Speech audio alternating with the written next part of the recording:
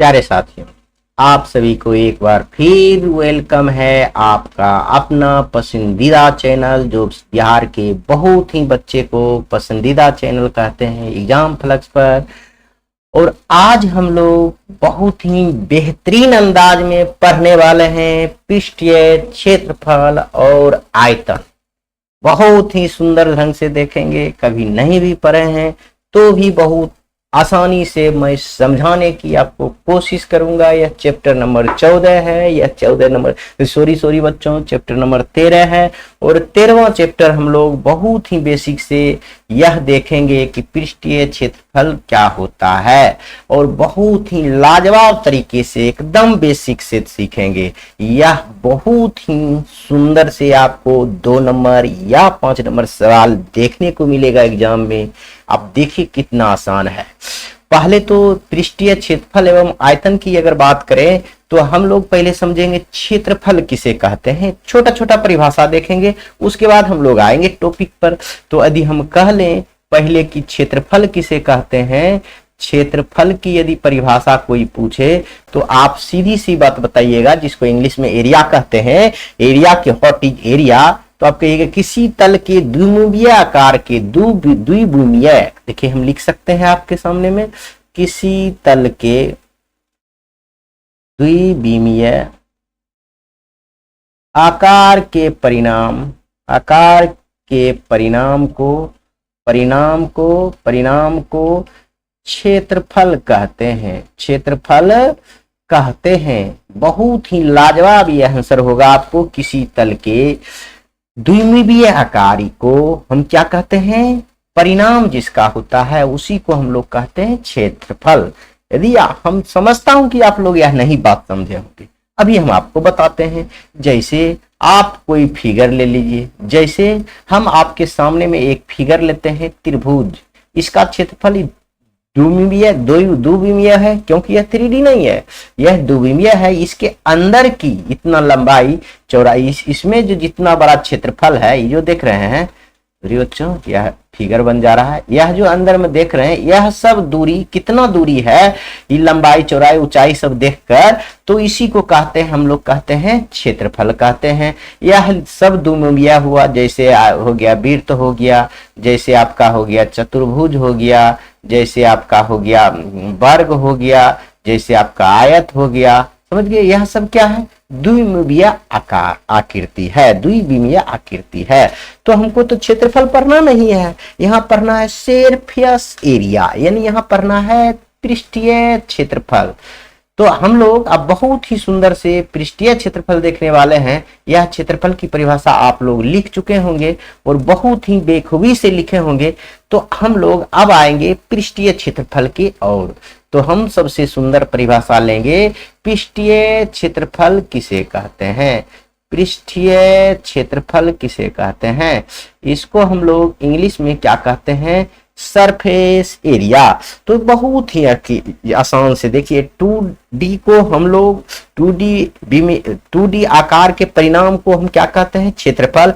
3D आकृति के परिणाम को हम क्या कहेंगे, पृष्ठीय क्षेत्रफल, उसको हम कहेंगे, उसमें 3D आकृति को, लेकिन हम लिखेंगे थोड़ा सा अलग लिख देते हैं, हम लिखेंगे 3D यानी त्रिविमीय 3D आकृति के पृष्ठों आप समझ में आ जाएगा। थोड़ा देर रुकिए, थोड़ा सा पहला क्लास है, थोड़ा सा लंबा होगा, आपका कॉन्सेप्ट क्लियर होते हुए हम लोग पहला चैप्टर पर जाएंगे।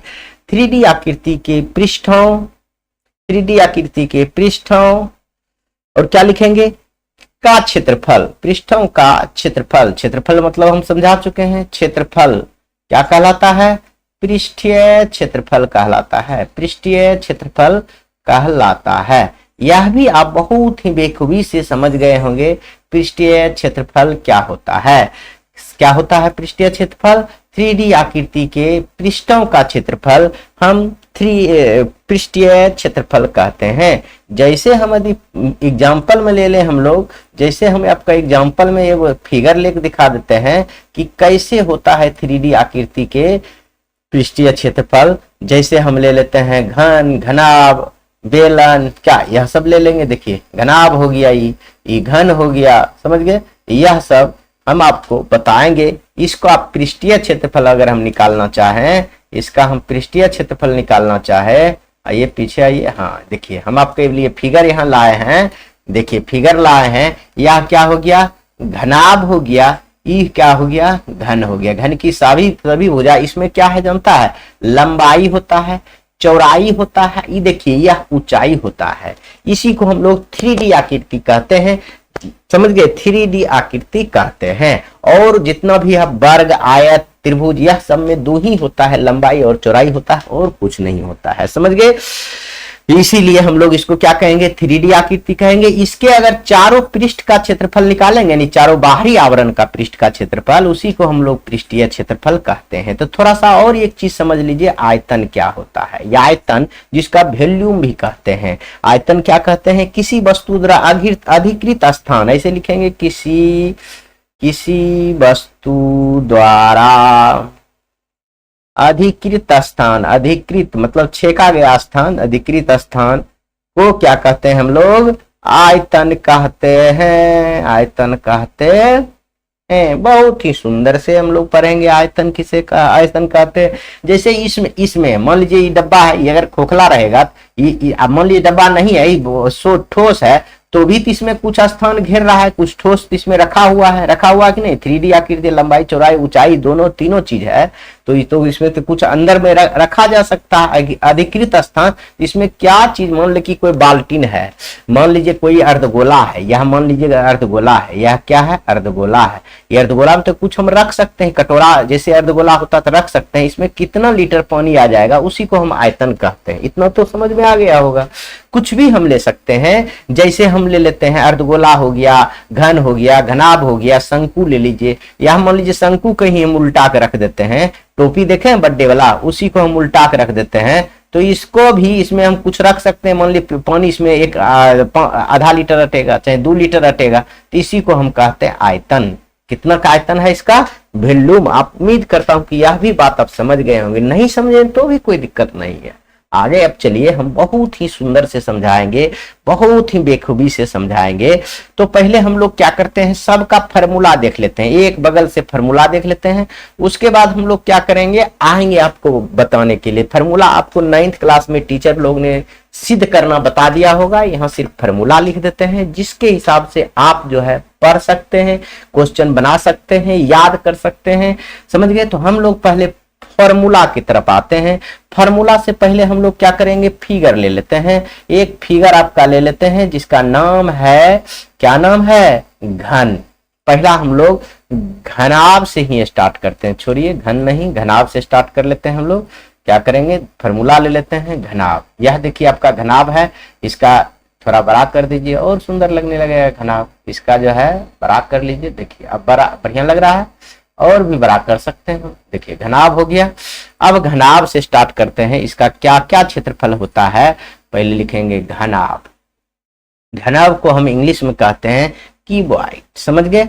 तो यह बात आप याद रखना चाहते हैं तो रख सकते हैं। इसमें होता क्या है, यह लंबाई है, यह जो देख रहे हैं यहां से यहां तक दूरी, यह चौड़ाई है, लेंथ, ब्रेथ और हाइट। इसमें 3 चीज होता है, यानी हम कह सकते हैं लंबाई बराबर एल माने हैं, चाहे एल बराबर लंबाई कह सकते हैं। और चौड़ाई जो बात कर रही है, चौड़ाई की बात हम लोग जो करेंगे, चौड़ाई की यदि बात करें तो बी ब्रेथ हो गया। ऊंचाई की अगर बात करें हम लोग तो एच हो गया। इसको हम साबित नहीं करेंगे, जो बच्चा पढ़े हैं 9th क्लास जूनियर में पढ़ाएंगे उसमें तो वह देखेंगे, नहीं तो आप पढ़ चुके हैं, हम दोबारा करेंगे तो आपका समय बर्बाद होगा। तो इसका कौन कौन सी क्षेत्रफल हमको काम आ सकता है, यह देखिए। पहले हम इसका पृष्ठीय क्षेत्रफल निकालेंगे। क्या निकालेंगे, पृष्ठीय क्षेत्रफल निकालेंगे, समझ गए। कुल पृष्ठीय क्षेत्रफल, यानी यह 4 गो दीवार है। देखिए पृष्ठ में क्या है, देखिए ना आपको बताते, 1 2 3 4 दीवार, बाहर वाला दीवार, अंदर वाला दीवार।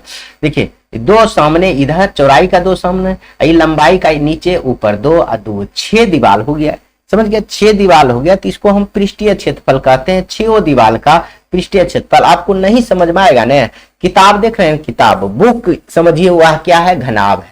घन नहीं है लेकिन घनाभ है। बुक क्या है? घनाभ है। आप देखिएगा ऊंचाई भी रहता है बुक में, लंबाई भी रहता है, चौड़ाई भी रहता है, समझ गए? तो उसको आप घनाभ मानिएगा तो उसको हम सभी पृष्ठ का क्षेत्रफल निकालेंगे तो क्या निकालेंगे? तो पहला क्वेश्चन इसमें हम लिखते हैं घनाभ का कुल पृष्ठीय क्षेत्रफल। घनाभ का कुल पृष्ठीय क्षेत्रफल आराम से लिखते जाएंगे यहाँ फॉर्मूला। कुल पृष्ठीय क्षेत्रफल, घनाभ का कुल पृष्ठीय क्षेत्रफल होता है 2 इंटू लंबाई चौड़ाई प्लस चौड़ाई ऊंचाई प्लस ऊंचाई लंबाई।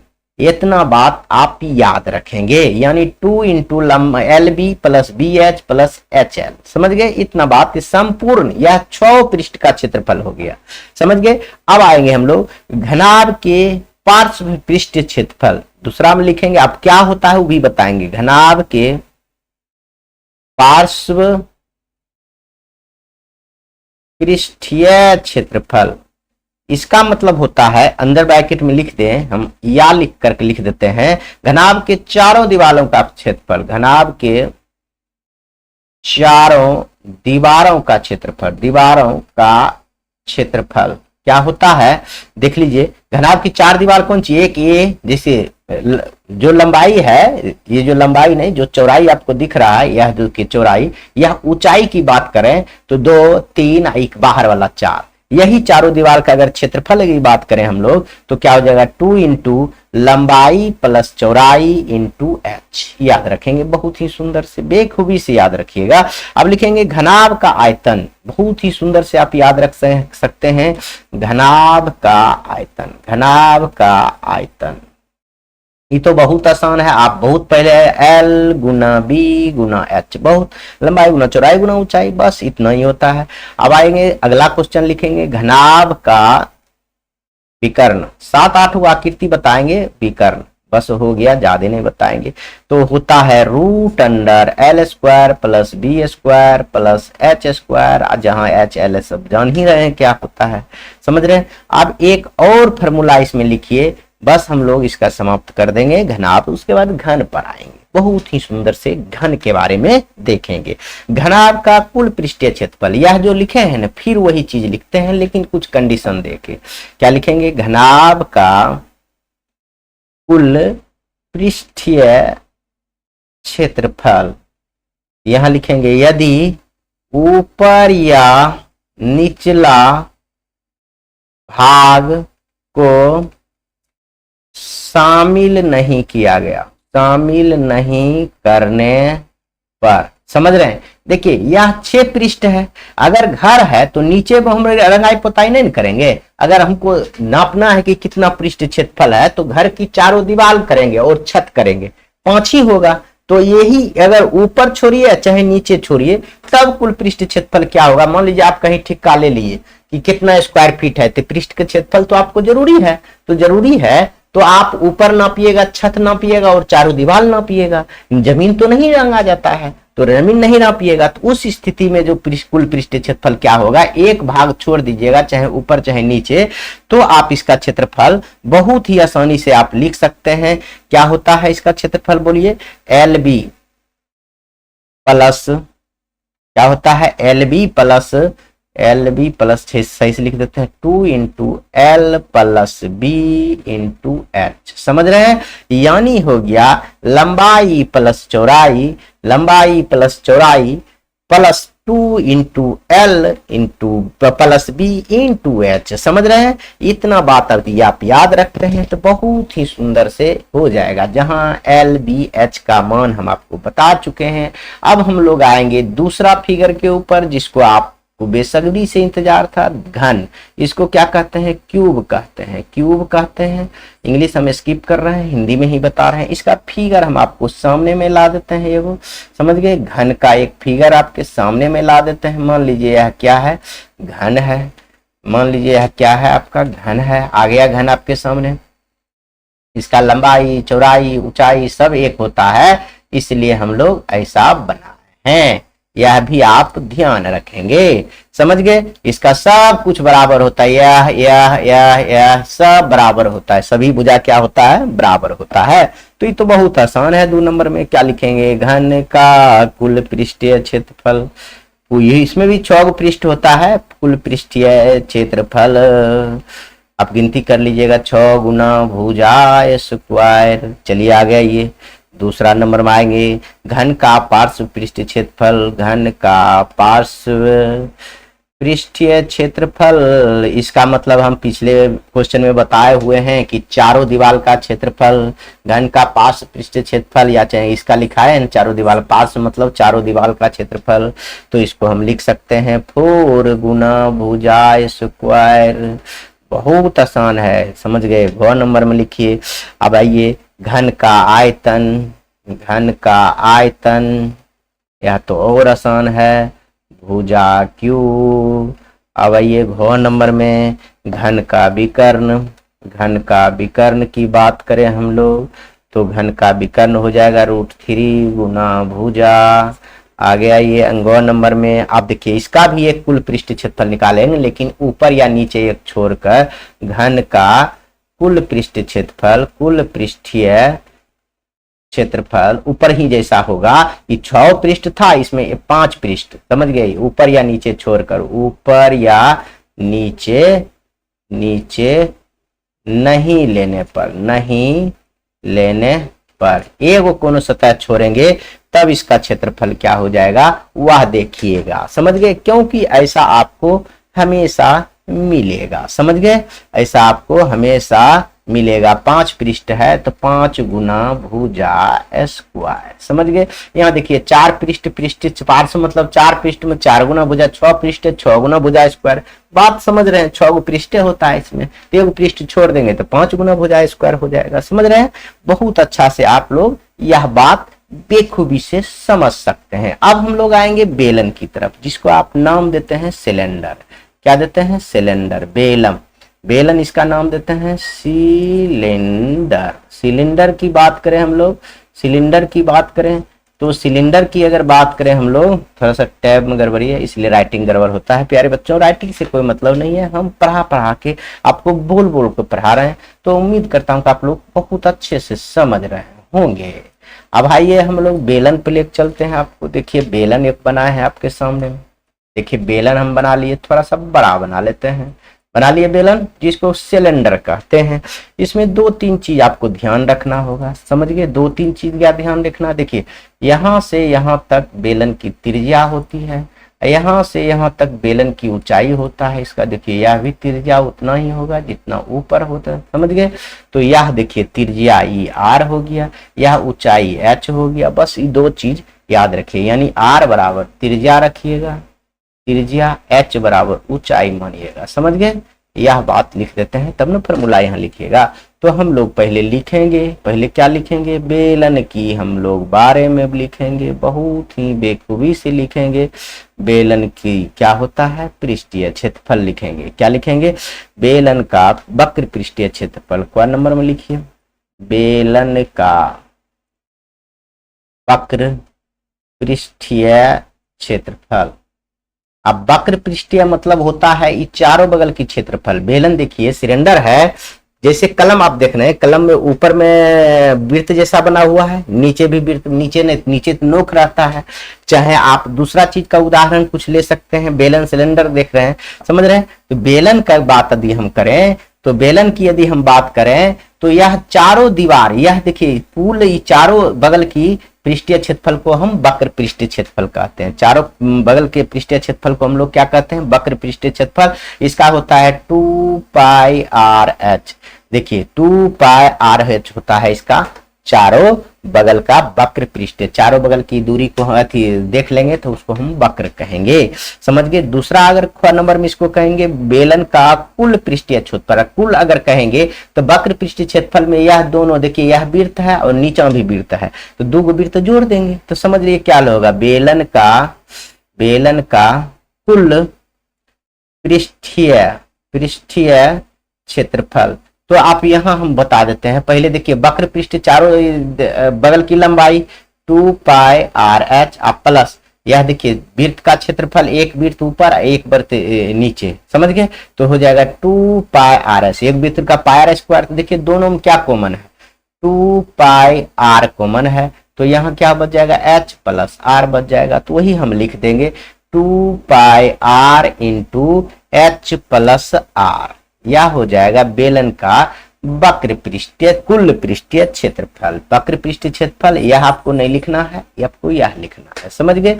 गो नंबर में आपको आइए तो बेलन का आयतन क्या देखिएगा, बेलन का आयतन हम लोग देखेंगे आयतन। बेलन का आयतन होता है पाई आर स्क्वायर एच। बहुत अच्छा से देखिए तभी आपको बनेगा, नहीं तो नहीं बनेगा। अब हम आप लोग सामने आते हैं कि अब इसी फिगर को ले चलते हैं। अब आप लोग देखेंगे खोखले बेलन का सब कुछ, खोखले बेलन। आप खोखले बेलन क्या करेंगे, दो बेलन हम लोग बना लेंगे। क्या करेंगे, दो बेलन बना लेंगे। देखिए ना, अभी आपको साथ बताते हैं। देखिए दो बेलन बना लिए, देखिए हम आपको छोटा बड़ा करेंगे तभी होगा, समझ रहे ना।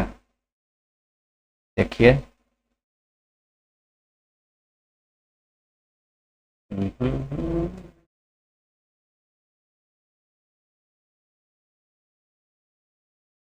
खोखले बेलन बना रहे हैं। देखिए दो बेलन बना लिए तो समझिए यह खोखले बेलन क्या है, खोखले बेलन हो गया। खोखले बेलन हो गया, आपके सामने में दिख रहा है खोखले बेलन।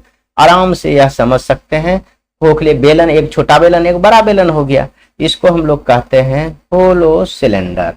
पहले चौथा नंबर भी हो जाएगा, यह तीसरा बताए थे, हाँ तीसरा हो जाएगा, चौथा हो जाएगा।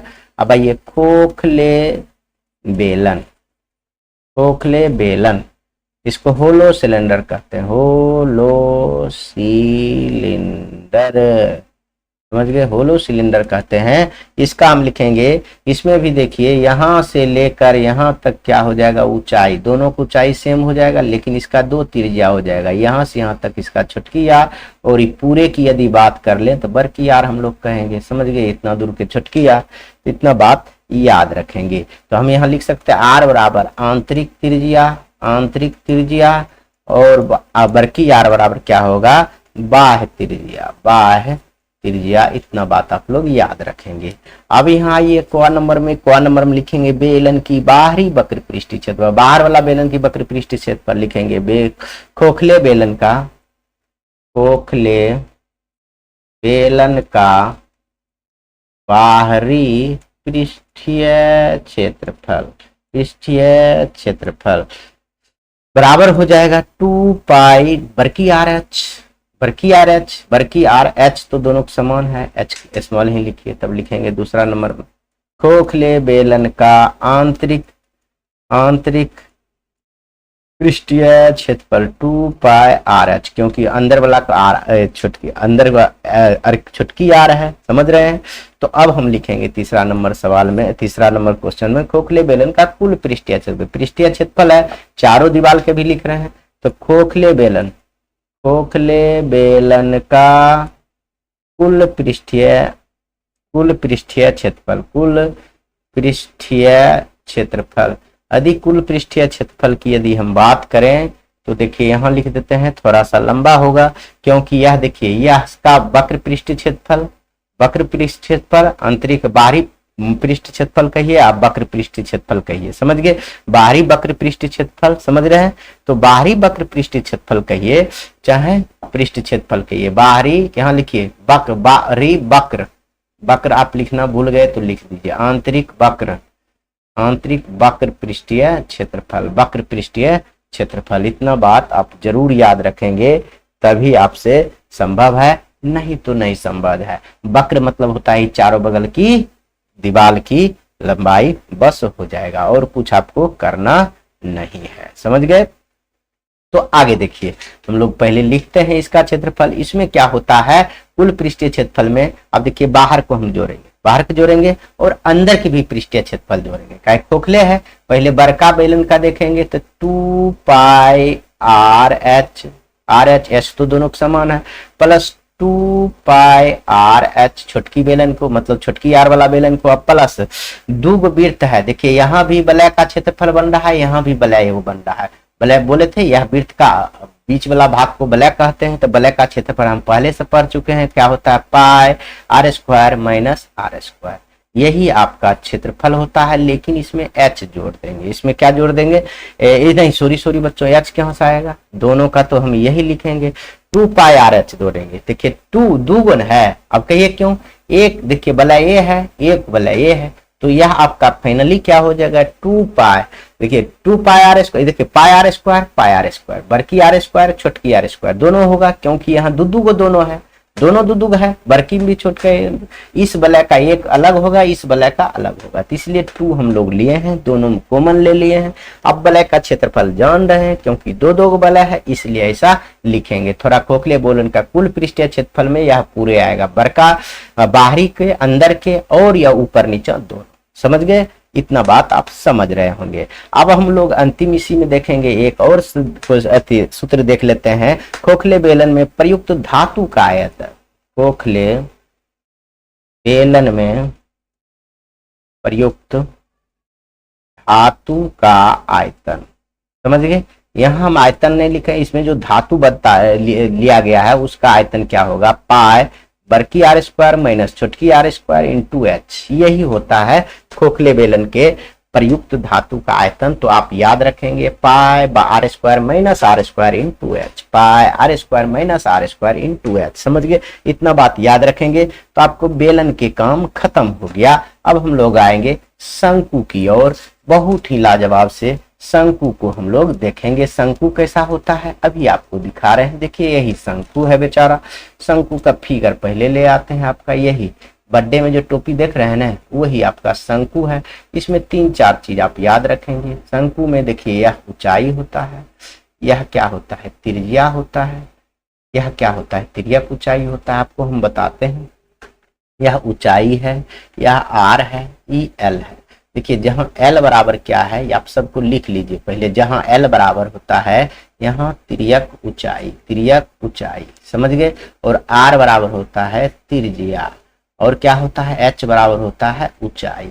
अब सुनिए, यहाँ जो है समकोण बनाता है, तो यह लंब हो गया, यह आधार हो गया, यह कर्ण हो गया। तो आप आराम से यहाँ निकाल सकते हैं एल बराबर रूट अंडर, यानी कर्ण के स्क्वायर बराबर लंब के स्क्वायर प्लस आधार के स्क्वायर। इसीलिए आप पहले त्रिकोणमिति यानी पाइथागोरस जान रहे हैं। अगर एच बराबर लिखना चाहें तो हम लिख सकते हैं L square minus are square, समझ गए। इतना बात आप लिख सकते हैं। अगर आर स्क्वायर भी लिख सकते हैं, अगर आपको कहीं छोटा करके कहीं लिख दें, देखिए यहीं पर लिख देते हैं नीचे में, अगर छोटा करके लिख देते हैं आर बराबर रूट अंडर क्या हो जाएगा L square minus H square. इतना बात, यह भी तीनों अगर याद रखना चाहते हैं तो याद रख सकते हैं, नहीं तो ये वो काफी है। एल बराबर यानी त्रियक ऊंचाई बराबर, यह सूत्र याद रखेंगे तो बहुत ही सुंदर से आप लिख सकते हैं। तो अब हम इसको क्या कहते हैं शंकु, यह 5वां होगा उम्मीदता, बस 2-3 ही बचा है, 5वां होगा। इसको हम लोग कहेंगे शंकु। शंकु जिसको कहते हैं कोन, इंग्लिश में क्या कहते हैं कोन।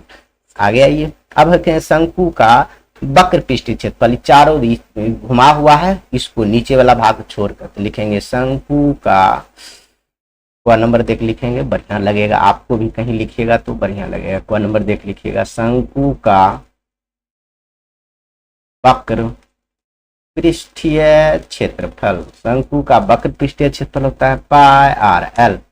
क नंबर में आइए, शंकु का कुल पृष्ठीय क्षेत्रफल, शंकु का कुल पृष्ठीय क्षेत्रफल, तो कुल पृष्ठीय क्षेत्रफल की बात करें तो पाई आर एल प्लस वृत्त के क्षेत्रफल, समझ गए, वृत्त का क्षेत्रफल pi r into l plus r होता है, इतना याद रखेंगे। और शंकु का आयतन इंपॉर्टेंट, शंकु का आयतन, शंकु का यदि आयतन बात करें तो 1/3 पाई आर स्क्वायर एच होता है।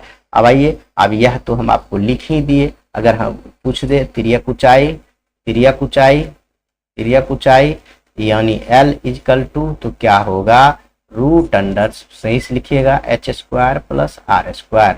अगर हम इसी को लिख दें आर स्क्वायर आर बराबर तो क्या हो जाएगा, फिर से लिख रहे हैं इसी को L square minus H square, और एच बराबर लिख दें तो L square minus are square. इतना बात आप याद रखेंगे। दो बार लिख दिए हैं, दो बार लिखने की आवश्यकता ही नहीं आएगा।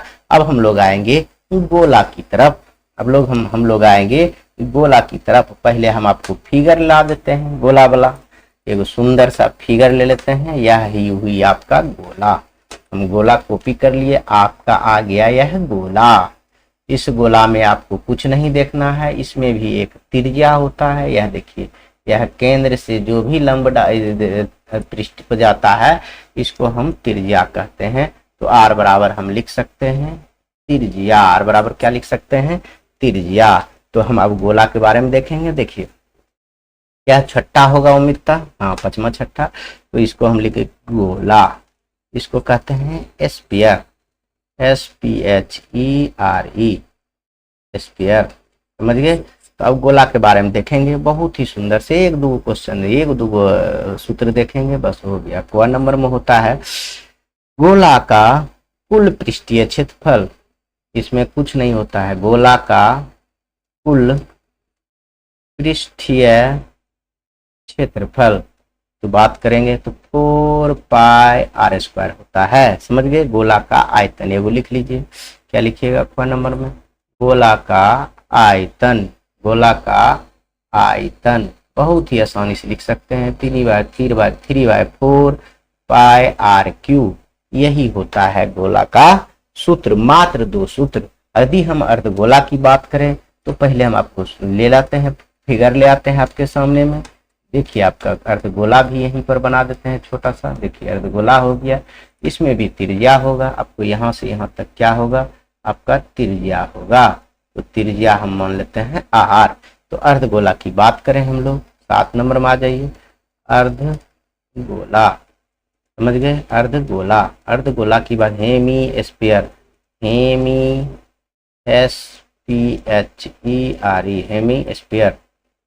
थोड़ा सा ये अच्छा से लिख लीजिएगा, कोई दिक्कत नहीं। तो यहाँ लिखेंगे क नंबर में अर्धगोला का वक्र पृष्ठीय क्षेत्रफल। अर्धगोला का वक्र पृष्ठीय क्षेत्रफल तो क्या हो जाएगा बताइए? 2πr²। अब दूसरा नंबर में लिखेंगे अर्धगोला का कुल पृष्ठीय क्षेत्रफल। अर्धगोला का कुल पृष्ठीय क्षेत्रफल। समझ गए? इसका वक्र पृष्ठीय क्षेत्रफल क्यों नहीं है? क्योंकि चारों बगल से बंद रहता है, गेंद रहता है। समझ गए? तो इसमें तो निकाल ही नहीं सकते हैं वक्र। समझ गए? इसीलिए उसको नहीं लिखे थे। कुल पृष्ठीय क्षेत्रफल इसका हो जाएगा 3πr², 3πr²। अब लिखेंगे अर्धगोला का आयतन। क्या लिखेंगे? अर्धगोला का आयतन। 2 नंबर में लिख लेते हैं अर्धगोला का आयतन। बहुत अच्छा से लिख सकते हैं आयतन। तो इसका कर देंगे 2/3, बढ़िया से लिख दे रहे हैं आपको, 2/3πr³, 2/3πr³। बहुत ही सुंदर से आप लिख सकते हैं, यही आपका सूत्र होता है। 7 हो गया। अब देखते हैं हम लोग, थोड़ा सा और बचल है, खोखला गोला देख लेंगे। 7 नंबर में क्या लिखेंगे? खोखला गोला। खोखला गोला यानी हम कह सकते हैं होलो स्फीयर, होलो SPHERE, होलो स्फीयर के बारे में थोड़ा सा देख लें। खोखला गोला क्या करेंगे हम लोग? दो गोला बना लेंगे, अपने आप हो जाएगा खोखला गोला, कुछ करना ही नहीं है। समझ गए? गोला लीजिए, इसी में 2 गोला बना लेंगे। देखिए, हम आपको एक गोला ही ले चलते हैं, इसमें 2 गोला हम बना देंगे आपका। देखिए, एक गोला ये हो गया, समझ रहे हैं? अब दूसरा गोला ये हो गया, इसी में छोटा करके डाल देंगे, खोखला गोला हो जाएगा आपका। आप भी इसी प्रकार से बनाइएगा। समझ रहे हैं ना? खोखला गोला आप भी इसी प्रकार से आराम से बना सकते हैं, कोई बेहिचक नहीं करके। समझ गए? खोखला गोला हम बना दिए। आगे आइए, इसमें भी 2 आर होता है। समझ गए? पहले यह सुनिए। यह देखिए, यह आंतरिक गोला को हम लोग कहेंगे छोटकी आर। अगर यह बाहरी गोला अगर कह दे, इसको बाहर यहाँ वाला मिलाएंगे तो बड़की आर। समझ गए? तो इतना बात आप याद रखेंगे, बस कुछ नहीं करना है। तो यहाँ लिखेंगे आर बराबर आंतरिक त्रिज्या, आंतरिक त्रिज्या। समझ गए? आंतरिक त्रिज्या। और बड़की आर बराबर बाह्य त्रिज्या। इतना बात कह सकते हैं। अब हम लोग इसके फार्मूला की तरफ अगर आए तो लिखेंगे प्रयुक्त पदार्थ का आयतन। इसमें ज्यादा आयतन ही मांगता है, तो हम लोग आयतन देखेंगे। क्या लिखेंगे? खोखले गोला में, खोखले गोला में प्रयुक्त धातु का आयतन, प्रयुक्त पदार्थ का आयतन लिख दीजिए, पदार्थ का आयतन। यदि आयतन की बात करें हम लोग तो 4/3 R cube minus R cube यही होता है आपका बड़की आर क्यू माइनस छोटकी आर क्यू। यह आपका आयतन हो गया। इसी के साथ आप सारा फिगर आपका समाप्त होता है। अब हम लोग जो है आपके चैप्टर पर आएंगे और कॉन्सेप्ट समझेंगे। बहुत ही लाजवाब से हम लोग कॉन्सेप्ट को समझेंगे। ऐसे तो हम चाह रहे हैं कि यह वीडियो समाप्त कर दें, लेकिन चैप्टर पढ़ाएं, लेकिन सोच रहे हैं कि आपका चैप्टर भी साथ ही साथ ले चलें, लेकिन लंबा हो जाएगा। उम्मीद करता हूं कि यह बहुत लंबा बुझा रहा है। तो ऐसा करते हैं, यह हम आपको यहीं समाप्त करते हैं। अगला क्या करेंगे, अगले वीडियो में यानी कल जो है हम आपका 13.1 हम आपका लेकर आएंगे बहुत ही सुंदर से लाजवाब तरीका से और पढ़ेंगे भी बहुत ही खूबसूरत से। इसी के साथ वीडियो समाप्त करते हैं। जय हिंद।